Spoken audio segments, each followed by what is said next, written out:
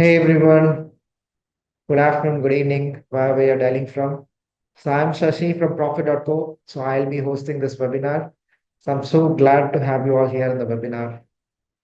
So before getting into the session, I'll take a quick 30 seconds to introduce Profit.co. So have you ever thought about like how great companies like Apple, Amazon, or Google made success a habit? So it's not just ambition or vision, like it's the way like they consistently bring three elements together. They build great plans, they execute them through solid systems and process, and they empower high performing people. In fact, the real magic happens when they align these three things and they make these three things work perfectly in sync. And that's exactly what Profit.co is built for. Profit.co is an AI powered strategy execution platform that helps companies create great plans, execute them with streamlined process, and empower people to become high performers.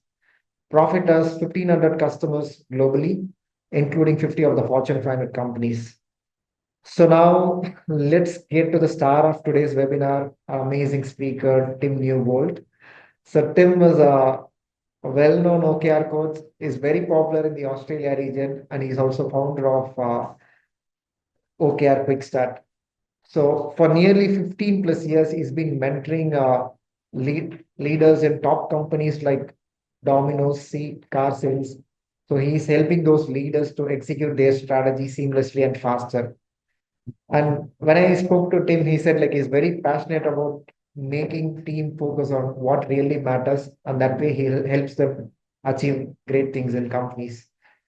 So today, Tim is going to help us show like how to execute strategy faster, how to keep up momentum with OKRs, and how to drive long-term success. So over to you, Tim. Amazing. Thank you so much for the introduction there. Team, I am super pumped to get started today. I've just done a quick change on my slides. I've got a very quick story to kick off with. So let me get it started. I don't think you need to hear much more about me. Yeah, basically been working with a lot of companies over the years. I'll share some of our customers with you. Today is really exciting though. This is all about getting our teams behind the OKR, getting them inspired to be successful and really getting them drive incredible outcomes. So bear with me while I get my screen shared. Lovely to see the interaction here. We're seeing a few comments there. Team, this is a bit of a ask of you. So today is a interactive workshop. This is not a webinar, though it's called a webinar. We're definitely going to be making this a live interactive session. So I want to make sure everyone's engaged and with me here. If you're all cool to get started, can you just drop a yep in the comments and I'll know that we're all good to go and I'm coming through loud and clear. So 3, 2, 1, drop it in the comments. Are we good to go? Yep, excellent. Looks like everyone's coming through. Is anyone not good to go? Anyone having any issues or technical help? Because we've got a few people from ProfitCo here that can help along the sidelines. No? All right, let's do this, team. So my screen should be shared. I think we're good to go. This is a photo of me literally half an hour ago. We have an ongoing leak in my house. So I was in my ceiling. I've had to have a shower since then and reset. So very good to be here. I would not have missed this for the world. But I'm glad I could also work out the source of the leak. Successfully found the source of the leak. So that's my evening's turned up well. It is, what is it? Just after 9 o'clock here. So very quickly, we're formed to share the leading techniques and practices of companies who focus on outcomes and make an impact. As Sussy was sharing earlier, really the most successful companies in the world have embedded OKR, and the reason they selected it is it allowed them to focus on the most critical thing right now and really empower their teams to be successful. Now, it's one thing to set goals, but then really what we want to talk about is how do we embed that in our team and be really successful with it. What I'm bringing to you today is a set of lessons from working with loads of different companies from around the world. Founder Magazine is a really incredible company. They interview some of the world's leading entrepreneurs like Richard Branson. They've got a series of courses and different things. There's Domino's. I don't know if you've come across Domino's, but a pretty big pizza organization sort of scattered all over the globe, and a whole host of other businesses. So today what I'm sharing with you is a bit of the secret sauce from them. Now, in fact, whoops, you can jump on this poll that I'm about to share here. I just want to give a bit of a sense for where is everyone today in terms of their OKR journey. So I'll pop the link in the chat again. This is the Slido poll. Just join that and let me know where you are. Are you just starting out? Is this something really new to you? Are you about to start? Sorry, are you not started? You're about to start. Are you running a pilot? So maybe you've started, but it's just one team, and maybe it's not a formal pilot, but you're just giving it a bit of a go. Maybe you're rolling it out. So you're midway through the journey, or you're actually just already embedded OKRs and you're trying to improve. So jump into the poll and just let me know where you are sitting today. And again, in the chat, if you are having any issues with Slido, let me know. You can either QR code it or you can go to slido.com. Here we go. We've got people responding. So running a pilot. But yeah, if you're having issues joining, go to slido.com and put in the code OKR. That will let you join this poll. Again, this is going to be an interactive workshop, so you definitely want to be filling these things out. Unless you're an AI bot, in which case we'll let you off the Slido. We'll let you off the hook this time. Okay, so a few people about to start running a pilot and trying to improve. Come on, team. We've got more. We've got 29 people here. This is going to be the session, by the way. So you want to be interacting and dropping in on this. Don't be sitting on the sidelines.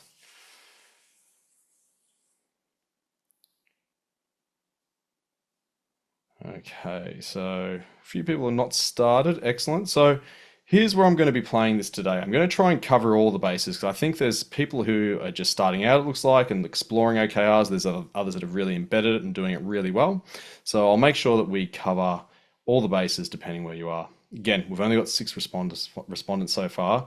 We need to get more, team. Do better and be part of this conversation because it is a live workshop. Don't feel like you've got to be sitting behind the scenes. All right. Pilot, fantastic. Okay, we're going to make this gold for the pilot, people. Okay, so where does OKR all go wrong? Like everyone, I'm getting on. I don't know if you've seen this on the socials, but the ChatGPT Ghibli anime creations. I think it's pretty cool. So I want to use this for a little bit of a story, but it's a common situation that we see across a lot of our customers. So they've got OKRs that are really great push into setting OKRs for the first time. So this first quarter, they set their OKRs, they're ready to go, and nothing seems to be moving. The team is really busy. There's lots of requests coming in. There's lots of noise. The problem is, though, is that they don't feel like they're making progress. Now, the manager, she sits down, she's looking at the numbers. She's looking at the OKRs and the metrics, and she cannot see them moving at all. She has all the usual health metrics or KPIs that she's meant to be tracking, and they're not moving at all. And she starts to wonder why, what's going on here? And a lot of this comes down to how well the team is tracking and embedding their OKRs. And this is what I want to unpack with you today. The typical situations that I see where she's going to be running into this challenge is what we call the 4 sins of OKR indifference. So first, the team is too distracted, right? They've got other priorities coming in. They've got requests coming in from different people. We weren't really committed to driving the outcome. We're just doing what we're told, right? And this is one thing that, again, for those that are new, we've got other videos that I can share with you where we can talk a bit more about what OKR is and what it's intended to do. And I'll talk a bit more about what it is in a moment, just to give everyone a bit of a 101 on it. But really, we're talking about an outcome we're trying to make. We're trying to make a measurable impact rather than just doing the stuff that we're getting asked to do as a team. So if we're just having requests come in and we're too busy and there's always a fire to put out, maybe if you're a technical team, servers are going down, all these kind of things, they're not going to be able to focus on their OKR. Number 2 is it's the wrong OKR. Now that means that they've picked the wrong thing to work on. Now your check-ins are going to help you pick up on this, but they're not going to solve it for you. So if you're too distracted, it's going to focus on when we're talking about our OKR, it's going to bring you back to it. And if we've got the wrong OKR, it's going to really call that out. And we're going to go, we have the wrong OKR. We better fix this. People don't believe in the OKR or the mission itself. So they either don't think that this is the right OKR. So maybe it is the right OKR, but they're not behind it, or they don't believe in the mission of the team. Again, these weekly check-ins can actually be used to pick this up and pick out these sort of issues. And finally, the team lacks a level of curiosity. And this is a big one that I'm going to unpack. These are the things where you see OKR not working. When I hear teams come to me and they're having issues with OKRs, it's usually down to one of these issues. And this might mean that, again, they've got too many OKRs. Like, I'm going to be talking to you about having one OKR today, but if they're too distracted, they've got too many OKRs. But these are the things as where it falls off the rails. So what happens if we can solve for all of this? Well, everyone's happy and laughing and it's a really great time. So we're all very excited and everything's going really well.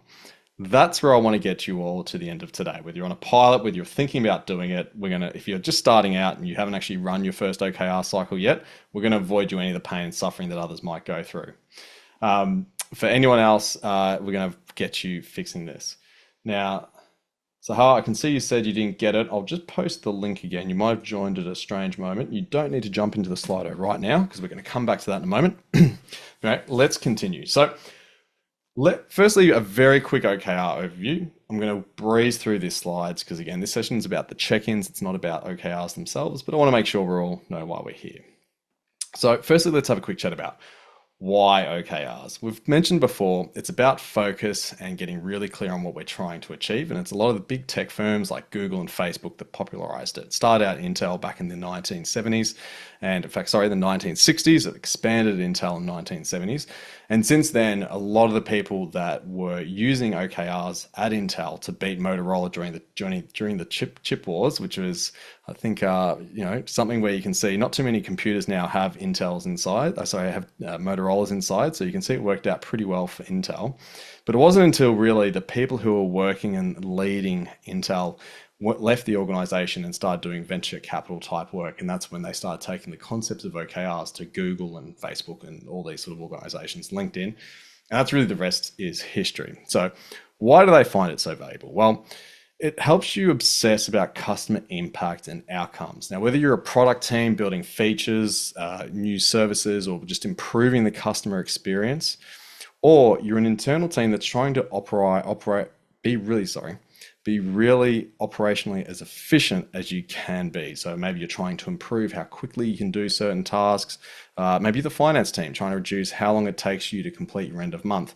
All these sort of things along the way will help improve the customer experience. If you're operating more efficiently, it means that you're going to be able to offer products and services at a cheaper, more valuable price point for the customer.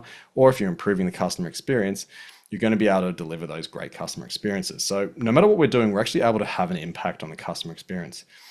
Now, often we talk about alignment. We have an OKR at the top of the organization, the executive team sets, and all the teams align their OKRs to that. They see how they can feed in and contribute to that company OKR. Very, very powerful.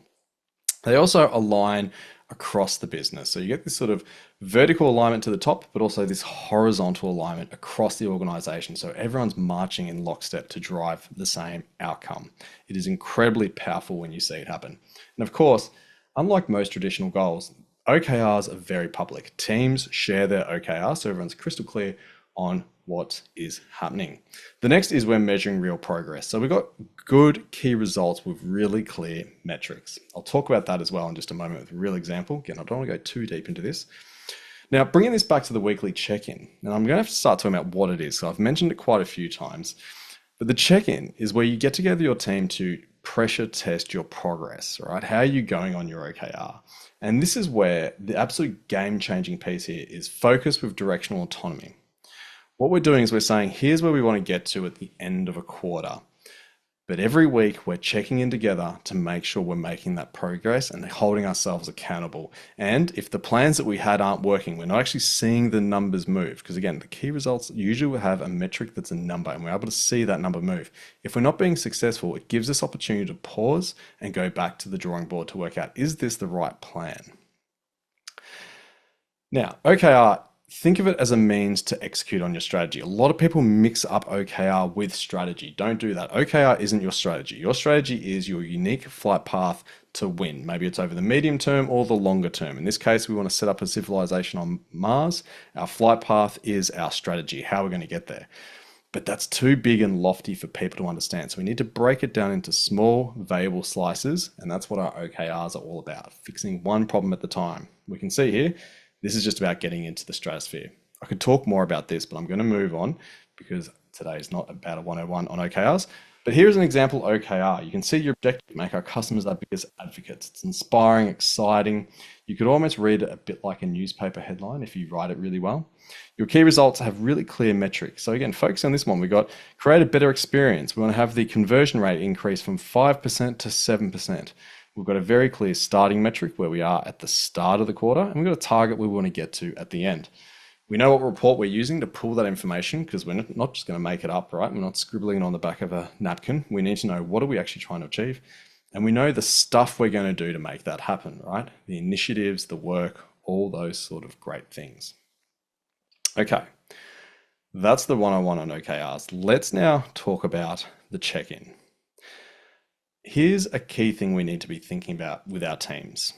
Too often we see teams not thinking about the work that they're trying to achieve. They're not owning the outcomes. We don't have levels of inquiry where we're actually trying to explore, what are we trying to achieve here? So we use the check-ins to really help connect the team with what matters and why, but also get them curious about the problem they're solving. Now there's 5 levels to this, and I'm going to start with a little bit of a story. When I was working at a large Australian bank, I was part of a large team building a mobile app. We had quite a few teams involved, and I turned up to one of the other team's stand-ups. And this is back in the early days of mobile app development. It's a very different beast now, but this is sort of a bit like the cowboy days back when we were starting out. And we had a testing team that had been effectively as an outsourced testing team. So I was observing this stand-up, and the tester came into the stand-up and they said, I completed testing tickets 247, and I'll pick the next one up in the queue today. And everyone's just gone, okay, cool, move on to the next person. The next person said basically the same thing. I've finished story 265, I'll pick up another one today.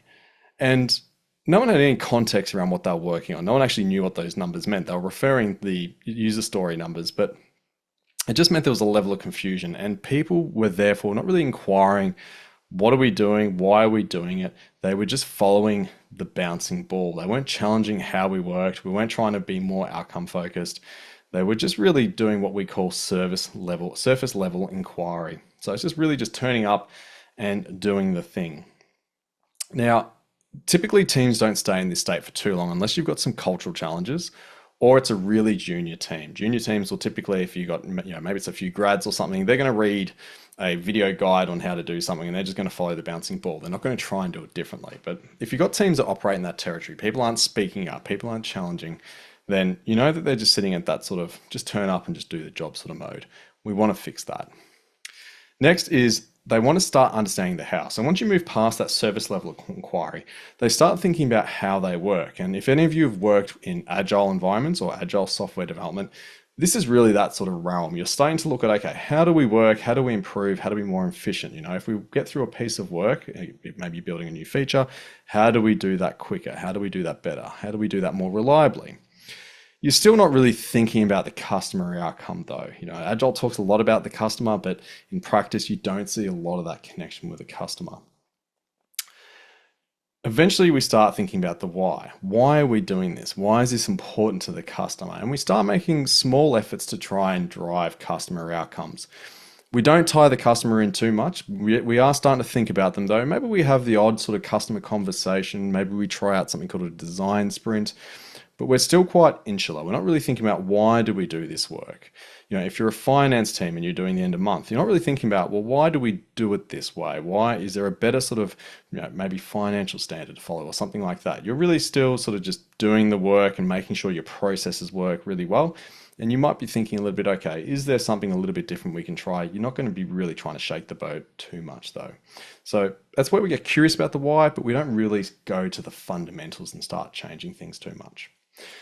We then have systemic inquiry. Now, this is where we start examining the problem space. We start going, okay, what are we here to achieve? If we start talking to our teams, for a product team, you start looking at the customer, looking at the customer journey, understanding, well, okay, could we try some things out to improve this? If we're trying to create an outcome which might be increase that conversion rate, well, what happens if we change a few things? If it's a registration form, what if we tweak that a little bit? What does that mean? And maybe we make it faster. Is that good for the customer experience? Probably.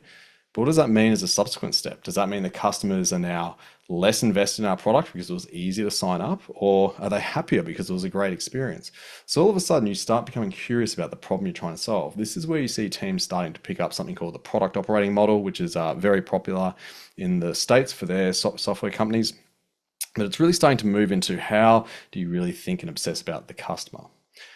I'm going to bring this back to OKR check-ins in just a moment, but go with me here. We're talking about levels of inquiry. How curious are the team? Ultimately, you hit transformational inquiry. And this is where you really, as a team, start reflecting on the customer experience, the impact you make, but also start challenging the strategy. Start coming up with what are the underpinning assumptions behind our strategy that might not be true? Where do we need to start doing bigger, broader tests as an organization? Start doing strategic bets. And as an organization, you start talking about things a little bit differently. At each layer, it is less and less insular to the team. This surface level is very much focused on just my team and I'm just here. I don't want to talk to anyone else. I just want to do the ticket and let me get my job done. Up here, we're really going through the customer experience and we're focusing on a bit as a team, of course, as well. However, we're thinking more globally. How do we work better as a team? Now, the OKR check-in is a way for us to step through these phases. There's many different parts to it. It's not the only way. It's not the only thing you can do. But the OKR check-in will help us start thinking about, well, okay, why are we doing this work? It takes us to this sort of level here. If we're thinking about how we work quite well, we can jump to why are we doing this work with OKRs and talk about that regularly as a team on a weekly basis. We can then start to look into, okay, how do we actually know that this is making an impact for the customer? Can we do smaller tests and make smaller bets? And that's where the magic really starts to come out. So let's talk about what the weekly check-in actually is. We're just about halfway through this and I haven't even actually gone into what it is, but I want to set the context of why this is important and why it should matter to you. So we have something called the OKR operating rhythm. Again, we're not here to talk today about this. Feel free to grab some screenshots of this. We've actually got a QR code at the end where you can get a bunch of my resources as well, which you're free to take and use as you please. But basically, this talks about what are some of the common things that you follow as part of an OKR setting cycle. Over here, we have the OKR reset where we're scoring, we're reviewing the previous quarter, we're considering the quarter ahead, we're sharing that with our team so they can set their goals. And there's this whole sort of alignment piece.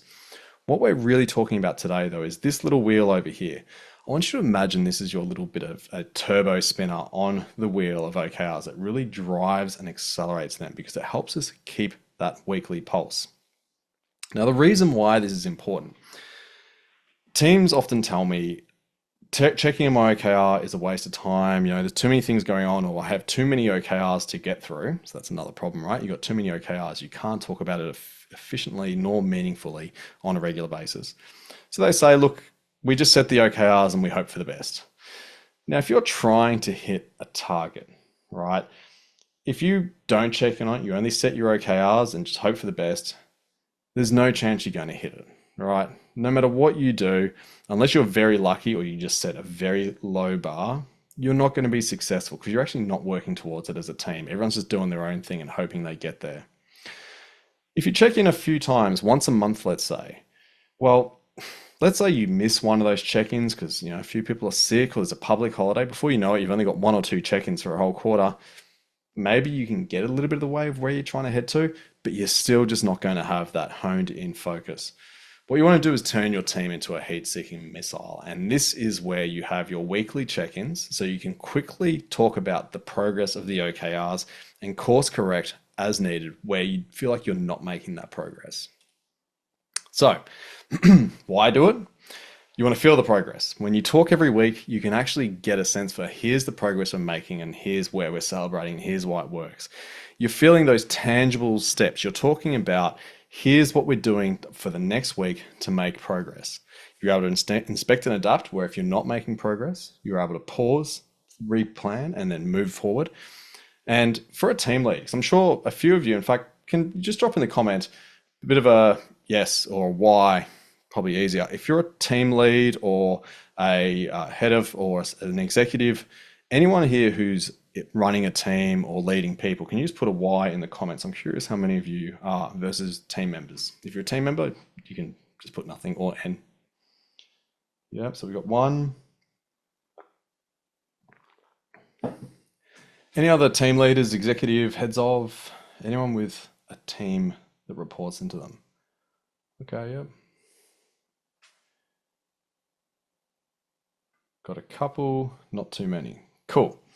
Well, for all of you that don't run a team, this is still very powerful for you because you're able to communicate the success to your people leader and help them bubble that up. One thing I'll say is I've always found when I've been running teams, being able to see the progress and track that on a weekly basis and being able to communicate that out is insanely powerful because the confidence it builds in the people around you and the senior leadership is game changing. Let's continue. So here's what the format looks like. So really, we're going to cover 3 topics as part of our weekly check-in. The first is over the past week, and this is where we basically look at our OKR. If you've got a tool like Profit.co, fantastic. It's probably one of the better ways to do it. If not, I've got a spreadsheet you can do it in, which is a cheap and nasty way of getting started. I wouldn't suggest doing it for too long. But basically you want to sit down and you look at your OKRs and you go, okay, for each key result, what did we do over the past week to move the needle on this? We talk about all of that progress that we've made. We look at, has the metric actually changed as well? So we want to talk about, here's the stuff we did and here's how the numbers changed. Maybe the numbers didn't change at all. Maybe you're still doing work, you're planning discoveries, whatever it might be, you're not actually getting those impacts out into the market, and that's fine. But you want to have that conversation. Next, we're going to talk about our confidence for each key result. And I'm going to unpack what that means in a minute, but you're basically scoring each key result on how likely do you think we are to hit that key result. So we're talking about the progress, we're talking about our confidence, and then we're talking about here's the plan for the week ahead. Now, in particular, we want to talk about here's how we're actually going to really accelerate the lower confidence ones. If we feel like we are stuck on a couple of key results or there's blockers, we're going to talk about here's how we unblock those. So that is how we do our weekly check-in. And again, it's about maintaining that momentum. I want you to try and avoid making a new meeting for this though. Hopefully as a team, you've got either if you're a software team, you might have sprint planning. We'll talk about that a little bit later. Or if you're an executive team, you've got your weekly executive meeting, or if you're any other team, you've probably got some sort of regular team meeting. Bring it into that. Don't do an additional meeting if you can avoid it. Imagine meetings are kind of like taking out loans at the bank, and you keep on taking too many loans, you're going to go bankrupt. So try and find an existing meeting you can use to embed as your OKR check-in. If you don't have any meetings, probably something else going on there, but if you don't have a meeting that really fits the bill for this, think about how you can remove or reduce other meetings that don't fit quite right into this to create your OKR check-in. You'll hear me bang on that about that a bit. Don't add more meetings. If you're an executive team, so if you're thinking about, or if this is a pilot and you can see benefit for your executive team, keep this in mind because it's really powerful for when it's time to start introducing OKRs to them. So first, this is really what we call a weekly executive committee or a weekly impact meeting is what we call it. Most executive teams meet on a weekly basis. And I've seen some great meetings and I've seen some meetings that really, really suck.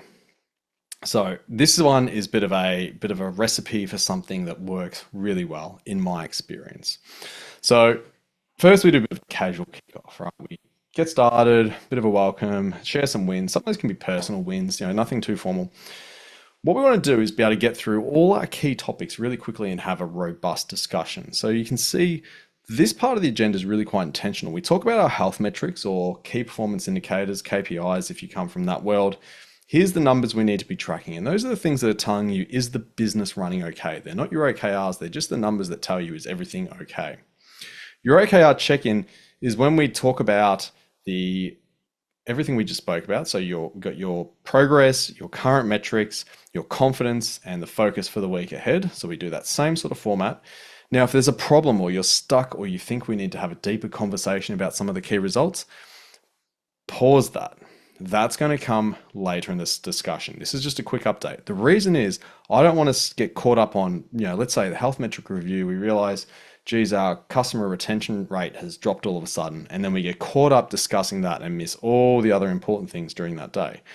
Anything we talk about here needs to be saved as a topic for later. So we have our check-in, we could do our knockout round, which is any other business, anything else that people feel like they need to shout out and share, we get into that at that one there. Now that we've covered everything, we probably have a few different topics that have come up through the health metric review, the OKR check-in, and the knockout round. We're going to come up with a few things we need to discuss. So now we prioritize, what do we need to talk about today? So we sequence those topics, most important to least important. We discuss each of those topics. Now you can do something where you limit a time box to it, maybe 5 minutes, and then you get to the end of that 5 minutes. Okay, do you want to keep talking about it? Thumbs up. I don't care, or I'm over it, move on to the next one. You can use those kind of activities, or you can just keep it a little bit casual, whatever works for you and your team.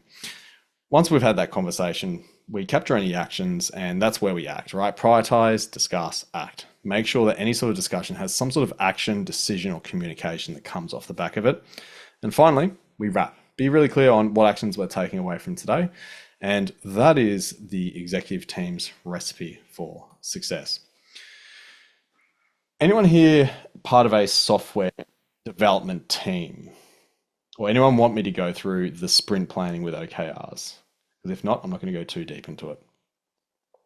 Drop a comment in the chat.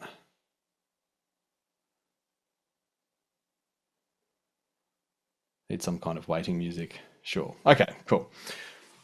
We've got one. So I'm going to touch on it because I think, this is going to be recorded. So anyone who catches up on the recording, probably good for them. But okay, here we go. So OKRs as part of sprint planning. I literally had someone say to me the other day, OKRs don't work with product teams. And I'm like, every organization that used OKRs in the early days was a product team. We work with like flooring businesses and all sorts of really weird businesses now. Our heart is still software and tech. But other businesses are taking on now. But anyone who says that it isn't for software product teams, they're losing their mind. OKR is such a critical part of it because it is about being very clear around what we're trying to achieve and the impact we're trying to have. So part of sprint planning is getting together as a team and working out how do we want to collaborate on progressing our goals for the quarter. It's a plan for them to be able to self-organize and work out, here's the next few steps and here's who's doing what, all right? And that's what the idea of sprint planning is. And this is why it works so well with OKR. If we think about how it fits in with an example agenda here as part of sprint planning. Again, sprint planning is just the team getting together to work out what are they doing for the sprint, and that might be 1 or 2 weeks. I'll leave it up to you based on your team. And I'm not going to read through all this, by the way. You take a screenshot of this if you're a software team. This is a bit of a guide for you to use. So at the start of the sprint planning, we talk about the key achievements. What are the key achievements we've made? We talk about the confidence. So it's a pretty similar format to what we do in all other team meetings that are using OKRs. And we agree on what are the focus points. So it's a little bit different. We're not going, here's the initiatives or here's the stuff we're going to do. We just agree what's the focus for the next 2 weeks, the priorities for the next 2 weeks in terms of problems to solve or the metrics we want to move over the next 2 weeks or the rest of the sprint. Now, where we talk about the work to be done comes in just a moment. We're going to talk about how much capacity we have. Is there any planned leave? Is there any public holidays? Is there anything else we need to be aware of? Maybe someone's sick and we know that we're going to have less capacity. Based on the capacity, based on the goals for the week, we can then choose, here's the stuff from the product backlog. And again, if you're not a tech team, I'm sorry, this might be talking a bit of detail that is foreign to you, but that's okay. It's basically your backlog is just all the stuff you need to do to work on your product. And you might use OKRs to pick out the few things that you need to focus on. Now, that includes also any task you need to do. Maybe it's discovery work. Maybe it's a whole new feature that you hadn't thought of before because, from the last sprint, you learned something new. So that might even come up as part of this. But really, you want to add those items in. You're going to add any tasks in. So let's get into what is a confidence score. Now, team, we talked about, and some of the questions, a great question was, how do we do a confidence score at a group level? I might need you to help me articulate that a little bit better, just depending on your context, but I'll try and answer as part of this. So, firstly, how does a confidence score help your execution? I'm not even going to talk about what it is right now. First, it leverages your team's experience. When your team is doing a confidence score, how likely are we to hit these key results? It's leveraging their experience. It's uncovering underlying assumptions. What you might find is we talk about a key result and I go, yeah, we got it. It's easy. We're going to smash it. And then one of the other team goes, hang on, I don't think this plan's very good, or the data seems to be going the wrong way.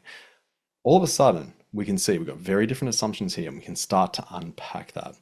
And by the way, now that we've uncovered some underlying assumptions, now we can have a bit of positive conflict. Conflict is good within a team. You've got to have that constructive conflict. So it's very powerful. What we typically use is a bit of a range. I know Profit.co uses this as part of their tool. It's really amazing. Our spreadsheet does a similar sort of thing. Basically, we're talking about from a sort of point scale basis here. So 0.9 to 1 is you're really super confident. You notice that's orange. I'll explain that in a moment. 0.6 to 0.8, that means that we're looking pretty good. We're going to be in a sort of positive zone here.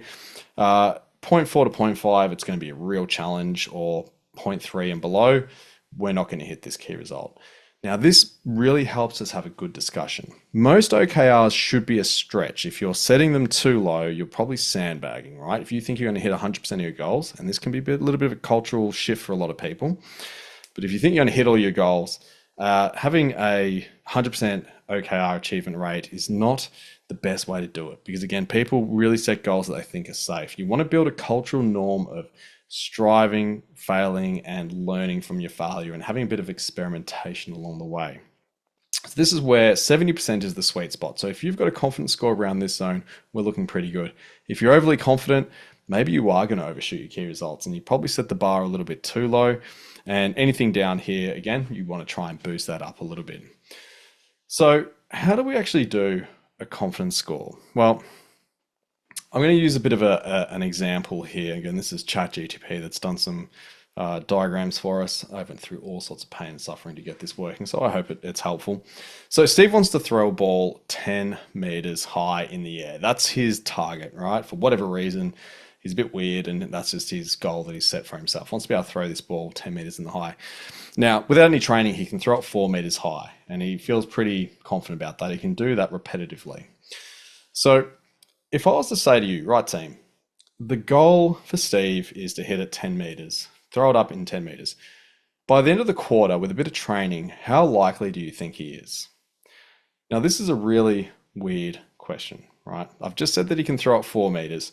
How far do you think he'll be able to throw it in the air come the end of the quarter? We're all going to have different ideas here, but roll with me. Drop your thoughts into the Slido poll. Someone thinks 1 meter, so he's going to end up worse off. Someone thinks 7 meters. Okay, so he's probably going to be able to do a bit of training and practice over the quarter. Maybe he can throw it 7 meters high. Everyone else is just unsure. So with this already, we could have a really robust conversation. Whoever voted 1 meter, I could go, okay, so why do you think it's going to go down? Like, what's that for? You know, maybe they think he's telling a fib and it has not even thrown out 4 meters today. Yeah, maybe someone thinks, you know what, over a quarter, you can only improve it a little bit. So already you can see the scores are going all over the place. This could be a really useful conversation to have as a team. And obviously we've got lots of assumptions here. I haven't given you much information, but already there's a bit of an interesting pattern happening here, right? There's no right and wrong to this, and unfortunately there isn't some hidden scientific story behind this, but this is really for the purposes of our discussion today. You can see how it's gone. Really what we're talking about there is, if you're a betting person, where do you think Steve's going to be able to throw the ball by the end of the quarter? And that's your confidence score. So if we said, well, you know what, he's going to get to 5 meters. Let's say he can't throw it 4 meters at all. Let's keep the math nice and simple. He can't throw it up at all. He's got a real weak arm.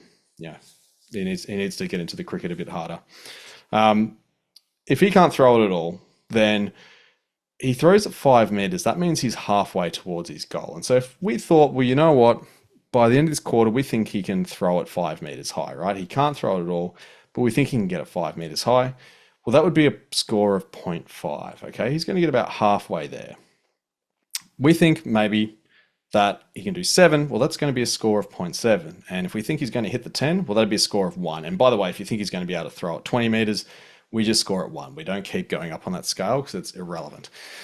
We want to talk about, within a scale, how likely are we to hit our OKR?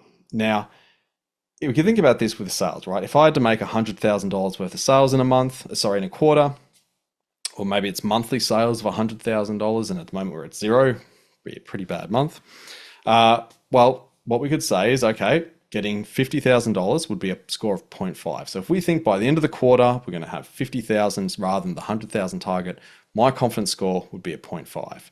And so it's really just, if you're a betting person, where do you expect it to land? What percentage of the goal do you think we'll achieve? I love this here. Is this about the law of probability? Absolutely, to a large degree. What we're doing is we're leveraging our experience. And again, it talks a little bit about, I guess, in this one here, this is probably more strength-based. If you're getting good at something, you can probably do it. There's a random risk that they're going to hurt themselves and not going to be able to throw it any higher.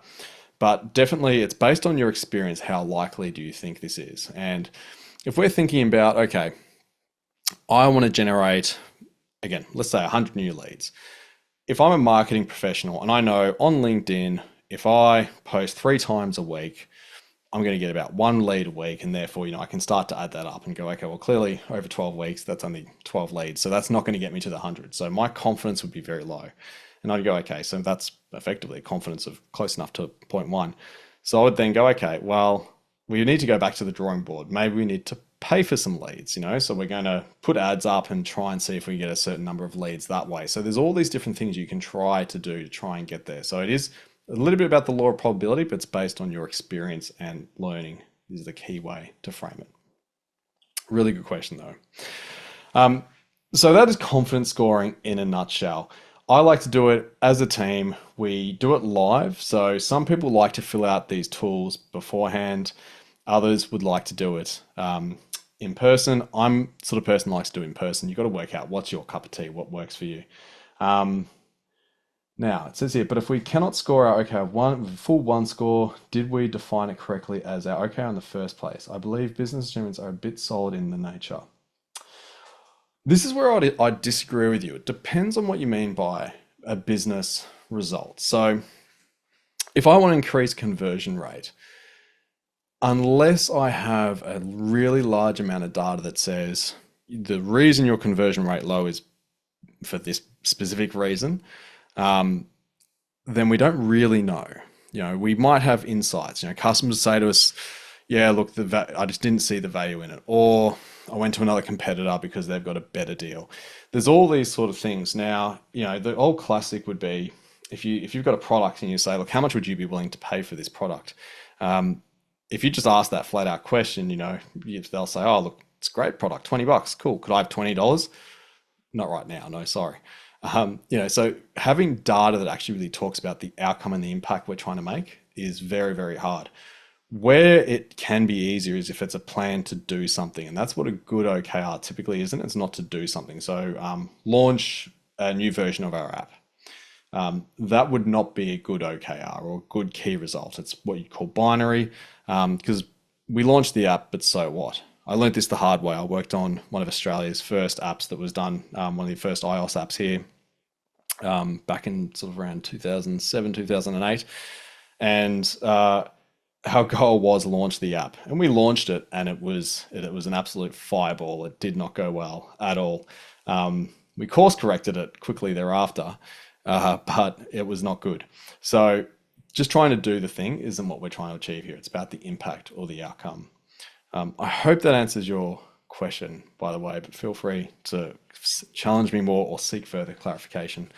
Okay, let's do this, team. We're going to land this plane now, and then we're going to jump into a Q&A. So last few things here. What we've got here is this is a template I use. It's basically, talks about the progress since last time, focus for the week ahead, any of the confidence scores and those sort of things. So, that's a really simple way to capture it. You can create your own. You can have our template. Again, the QR code at the end will give you that. This is fine to get started, but you want to jump onto profit.co and use their tool, if you're going to be doing this longer term. So, again, one of the success patterns, use a tool, capture something, whether it's a spreadsheet, just have it written down somewhere. Don't just talk about your OKRs and actually record this stuff anywhere and have any way to track it. You can even at least see with the spreadsheet, you can track your history of your confidence scores. Profit.co will do a much better job of that. But, again, you can see that history. Do it properly. Break down your project. So back to that point I was just making. Don't do what I did back in 2007. And right, we're just going to launch the app and that's going to be it. Because while you're going through your check-ins, you're going to be able to talk about, okay, yeah, we're making progress, we're this percentage completed, but you don't actually know how it's going to go once you're done. What we should have done is we should have done a basic version of the app. Maybe it would have been, I think I can probably talk about this now. This is a long time ago. It was for Australia Post, so our postal organization. We could have just done like a mobile website, something basic like that, that maybe captured feedback or gave some basic information, something that was quick and dirty, got it out there, and then we could start to add on additional features like parcel tracking, post office locations, all these sort of things. We could have done that, and that's where you come into these little increments, or big increments, I should say here, that's delivering chunks of value rather than getting to the end of the quarter. And believe me, I see people do this all the time. Don't get to the end of the quarter and just drop whatever you're doing. And again, this applies to people teams. If you're doing training, you got some sort of training program. Let's say you want to do a leadership training program. I know people teams that have done this for 6 months. They've come up with some sort of really incredible big leadership training program. It covers everything from 101s to onboarding to all this other great stuff. And it just flops. Versus the people teams who go, right, what's our biggest problem to solve right now? We know our team members are just not happy with the leadership that they get. Okay, let's focus on one-on-ones. Let's focus on career coaching and these sort of things for leaders. And so very first thing we might do is let's do a training module on one-on-ones. How do you do a great one-on-one with a small set of leaders from this particular part of the business? That's a small increment of value. Test it out. How did it go? They loved it, worked really well. Their team members loved it. Okay, great. Let's roll that now out through the business. So all of a sudden you're seeing all this value coming in. If you do it really well, you focus on the big things up front. Now your check-ins should be making sure not only are we actually delivering value as we go, not getting to this one over here where we're just going bang and hoping for the best, but actually driving that value. If you do it really well, we're focusing on those key points of differentiation, the biggest bits of value that we can deliver nice and early, so that, okay, one-on-ones is the absolute worst thing. Well, bang, let's do that. By the time you get over here, maybe it's email etiquette. Sure, we can do a course on that for leaders. Is it going to change the game like one-on-ones? Probably not, but it's still valuable to do, and you can continue the quarter like that. So it's all about how we deliver value. I want to talk a little bit about Redbubble and how they did this. They were not sure how familiar with you they might be. Very big in the States. They're an Australian business, so it's this really strange picture. Very big in the States, and what they do is they basically get images printed on mugs. So they make it look really nice, and buy all these great products, and you can get, it's usually artists will upload their works. Through their check-ins, they had a big target of actually trying to embed a new payment platform. And their check-ins, they were getting together and they're going, look, this is actually a lot harder than we thought. The more they got into it, they realized the amount of back office processing. If they want to add in a new payment option, being Amazon Payment Gateway, they were realizing just it was going to be really complicated. So they decided to do a small test. It's called a painted door test. What they did was they agreed on the Monday morning during their weekly check-in, let's just do a quick test. We're going to add a button in the checkout flow and see if anyone clicks on it. So for a small portion of their audience, they added an Amazon checkout button. It had PayPal, credit card, Amazon. Now, what they found was people who would normally click through, there was no click-through change on the PayPal or the credit card. That was all very normal. But all of a sudden, there's a bunch of people who would normally drop out. They would actually try and click on the Amazon button. A little spinner would come up and say, whoops, sorry, not available. They'd track that event, and then they would know, okay, clearly those people want this product. And that helped them justify, yeah, this is actually the right thing for us to do. And they continued doing that sort of work. Every check-in, they talk about how do we just add a little bit more value. By the end of the quarter, they implemented the full payment gateway. So that's where you can really use these things. Last couple of slides, and then we're going to jump into a Q&A because I know we're at time. Really, where you get the biggest impact from the weekly check-in and OKRs in general is creating a winning culture. And there's a simple habit that's not actually part of the check-in that you can do that can actually help you be really successful though for your check-in. And first, it's what we call the Friday wins, right? It's a simple habit. At the end of your week in Teams or Slack or whatever you use, drop in a comment into the team channel around what are some of the key wins you've had this week, key achievements. They can be personal, they can be business, they can be whatever you want. Hopefully they're tied to OKRs, at least some of them. Now, don't make it complicated. Don't make it formal. Nice and informal. Drop those in at the end of the week. Comment and celebrate together. That way, when you get together on your check-in on the Monday, you can have a really great conversation around, okay, well, here's all the stuff we did. You've already got a sort of digested list of stuff that you've done, and you build that sign of celebration. Next, give thanks. Always thank your teammates. The check-in is a really good time to do that, giving that real-time active feedback. Thank you for this is what you've done. Thank you for being helpful. A word of note around that is teams don't leave because they're disengaged in a organization. They are typically disengaged with a manager. One simple hack to make your team more engaged is by offering thanks. So again, your weekly impact is the time to do that. Now, I want to land this plane. I've talked about this to death, so I'm going to skip through these. What are my key takeaways here for you? Avoid the 4 sins of OKR indifference. Meet with your team weekly. Cover the 3 topics. What have you done over the past week? How do the numbers move? What's your confidence? What's the plan for the week ahead? And are there any blockers getting in the way?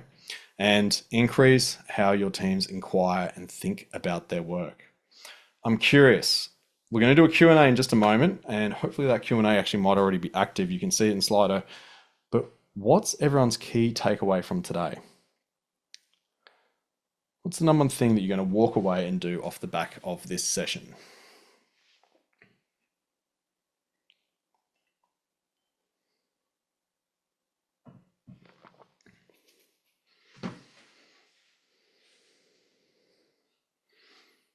Let's do a little bit more music just to land this puppy. How to drive team check-ins, perfect.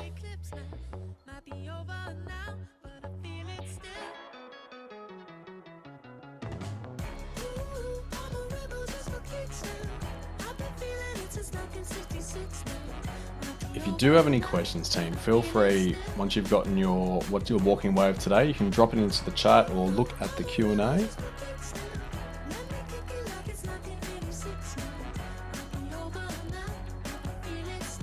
The confidence score, it really is a game changer for me. Driving check-ins is the other point. Love it. Yeah, it is amazing. The recording of the session. Sassy, can we do a recording of the session? I think we can get that out. Yeah. So we'll get the recording of the session. Perfect. Okay. All right. Let's see. I think we're good for some Q&A now, team. I'll keep an eye on this. My key takeaway is to be actionable, create a winning culture. Yes, please. I like the one-on-one TGR for the leaders and managers. Yes. I joined in the middle of the meeting, and to the extent I attended, winning culture and check-ins were key catches to me. I'm great. I'm glad that you got there. Check out the recording. There's some good stuff at the start. All right, we'll see this last one, and then we'll carry on to the Q&A.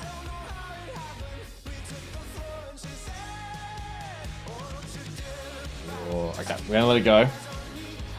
I'm sure it would have been valuable, but I do want to make sure we're close to time. In fact, I can see the Q&A here, so let me start while that person finishes.